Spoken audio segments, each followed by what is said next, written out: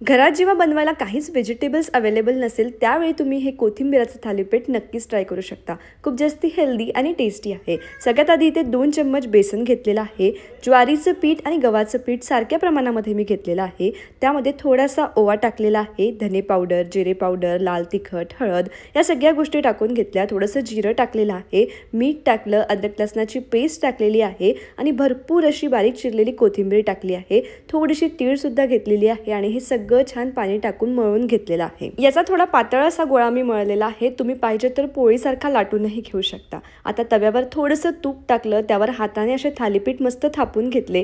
पाहिजे तर तुम्ही लाटून असा पराठा जसा बनवतो ना तसं सुद्धा करू शकता, फक्त मळताना पाण्याचा वापर कमी करावा लागेल। वरनं थोडीशी तीळ टाकली, एका बाजूला छान असं हो दिलं, एका बाजूला झालं की दुसऱ्या बाजूने पलटवून घेतलं, दोन्ही बाजूने थालीपीठ तयार झालं। हे खूप जास्त सॉफ्ट बनतं, मुलांना खायला सोपं पडतं, हेल्दी आहे आणि टेस्टी सुद्धा लागतं। तर तुम्हाला आजची रेसिपी कशी वाटली कमेंटमध्ये नक्की सांगा आणि अशाच किड्स फ्रेंडली रेसिपीजसाठी मला फॉलो करायला विसरू नका। Bye bye.